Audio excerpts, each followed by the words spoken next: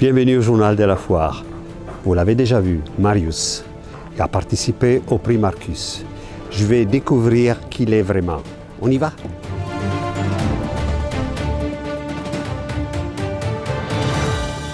Marius, plaisir, finalement je t'ai rattrapé et tu es avec nous. On voudrait revenir un peu sur ton parcours. C'est un métier que beaucoup de personnes transmettent de famille en famille, de père en fils, et c'est souvent le cas, et moi c'est mon cas.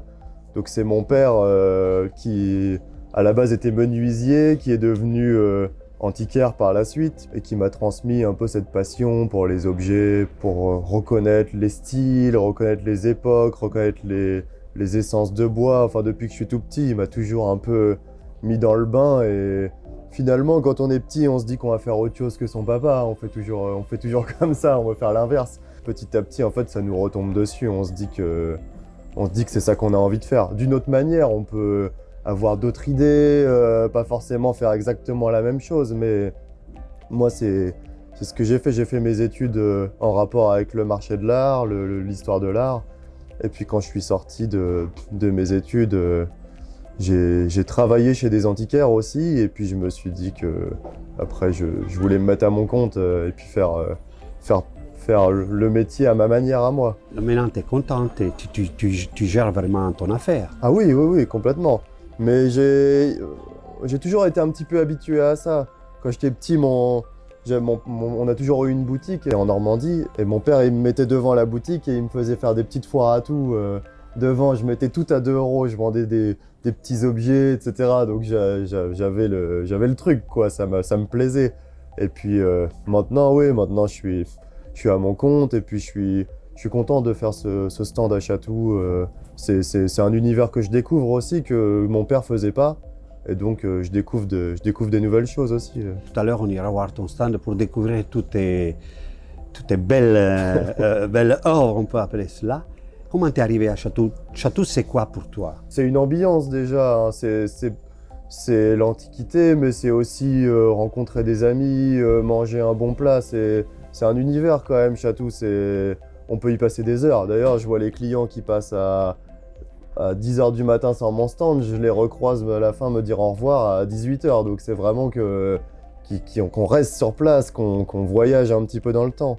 Ça, c'est vraiment Chatou pour moi. Ouais, après, moi, j'ai découvert Chatou à la base en venant chiner, en venant acheter. Et puis un jour, je me suis dit qu'en fait, ça pouvait être intéressant de monter un stand, d'essayer de faire quelque chose de sympa, de faire un joli stand, quoi. Et pour terminer, avant de partir sur ton stand, les prix Marcus, ça a été... quelle relation tu as eue émotionnellement parlant? Qu'est-ce que ça t'a donné? T'as rassuré? C'était très sympa, on a eu beaucoup de retours, on a eu des articles très sympas. Tous les lauréats d'ailleurs, hein, on a eu beaucoup d'articles sympas sur nous, etc. Donc ça, c'est vraiment une bonne chose. Et ce qui est sympa, c'est que quand on revient à Chatou, on se rend compte que les gens, ils reconnaissent, ils nous ont vus, on voit que ça change un peu leur regard. On a peut-être un peu plus de légitimité à leurs yeux. Donc ça, c'est vraiment bien, parce que pour un jeune marchand, c'est important, parce que bon, je suis pas très connu encore sur la foire, ça fait qu'1 an et demi que je suis là. Et donc petit à petit, ça permet de se faire reconnaître. Donc ça, c'est vraiment une bonne chose. Disons que tu es intégré dans ce monde qui était un peu fermé, à la limite, si vous pourrez dire. Non, mais c'est normal, les gens ont besoin d'être rassurés, de reconnaître un visage derrière la marchandise, etc. Et donc, en ça, c'était vraiment une bonne chose. Bon, là, j'ai tout à fait envie de venir sur ton stand. On y va? On y va. C'est parti. Allez, après toi. Les articles, ils ont apporté beaucoup. Ouais, non, ça c'était vraiment sympa, parce que t'imagines passer dans Le Figaro, c'est quand même pas évident sinon. Hein. Ah non, on passe pas tous les jours. Oui, parce qu'on se dit que du moment elles sont jeunes et tout, mais en fait, quand on veut analyser, peut-être vous n'avez pas l'expérience du terrain, mais vous avez une préparation. Ouais, c'est ça. Donc ça, c'est la nuance. Tu vois. Eux, ils ont les terrains parce qu'ils ont bourlingué, ils ont souffert. Après, tu te fais ton nom après des années, mais là, on va dire que ça accélère un peu ça permet d'accélérer un petit peu les choses. Oui. Mais toi, tu as une galerie aussi? Ouais, moi j'ai une partie de la boutique de mon père où je mets ma marchandise. Ouais. Et là, je suis en train d'ouvrir un stand à Saint-Ouen au marché Biron. Ah, au Biron, ouais. Ouais, ok. donc là, en fait, je vais pouvoir avoir les 2 points de vente avec la Normandie et le Et marché Paris, ouais. Biron, qui est un petit stand de 15 mètres carrés où je vais pouvoir sélectionner mes plus belles pièces, on va dire. Bon, mon stand, il n'est pas Et encore voilà. très bien ouvert, mais...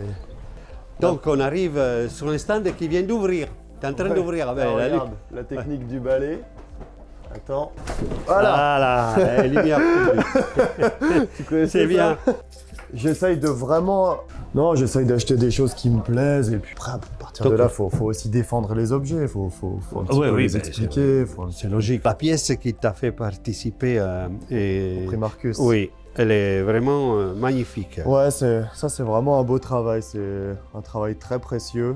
T'en as une identique au musée des arts décoratifs de Paris. Ça permet d'expliquer le Oui, mieux déjà, possible oui. au client. et puis Historiquement, mais en plus, ça le valorise encore Voilà, plus. ça valorise. Mais je vois que quand même, tu as beaucoup de verreries de haute facture. Hein. Ouais, beaucoup de galets d'eau, mais après, l'un de mes verriers favoris, c'est comme le vase au milieu, c'est Gabriel Argy-Rousseau. Ouais. Et C'est de la pâte de verre, ça non? c'est de la vraie pâte de verre. Ouais. C'est beau, ça a des beaux reflets quand tu les mets à la lumière, ça fait des jeux de transparence un petit peu, et puis c'est toujours des univers avec de la végétation ou des personnages, mais c'est toujours une manière qui est stylisée. Oui, c'est style. Je veux dire, il est pas forte, figuratif en fait. comme C'est ça. tous les autres, Exactement.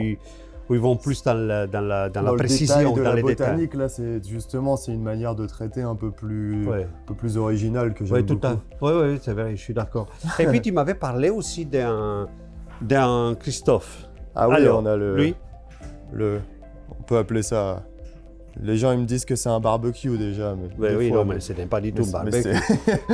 C'est ça, c'est une chariote à découper qui était dans les restaurants ou les hôtels, etc. Tu vois, on pouvait découper sa viande ici. Et la servir directement. Et tout en gardant la pièce au chaud avec la flamme en dessous, le flambeur en dessous. Et ça, c'est... elle est opérationnelle, en fait. Ah oui, oui, oui. Dans certains restaurants, ils les utilisent encore. Ben oui. Dans les beaux restaurants. Mais ça, c'est des super pièces, ça. Tu vois, sur le côté, t'as le porte-assiette. Ah oui, mais du coup, tac, tac, et après, Voilà, c'est parfait. Ta viande, servir, et puis... Donc, avec tous les éléments que toi, tu proposes à la clientèle, tu peux refaire une maison, tu peux la redécorer complètement. Oui, mais après, bon, c'est un style, c'est vrai. C'est un projet que j'aimerais bien. Oui, après, c'est vrai que c'est un style.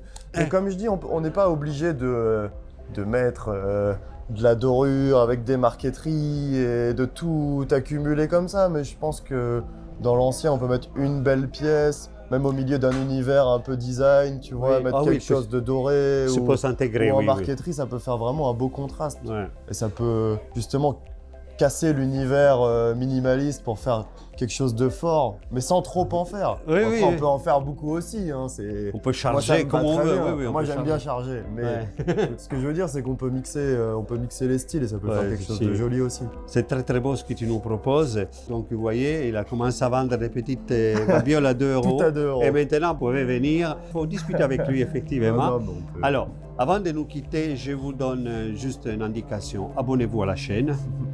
Pour continuer à voir nos émissions et liker aussi, j'allais oublier. Et sur cela, qu'est-ce qu'on fait? On dit au revoir. On dit au revoir et puis on leur dit de venir nous voir aussi. Ah ben voilà, tout à fait. Allez, ciao.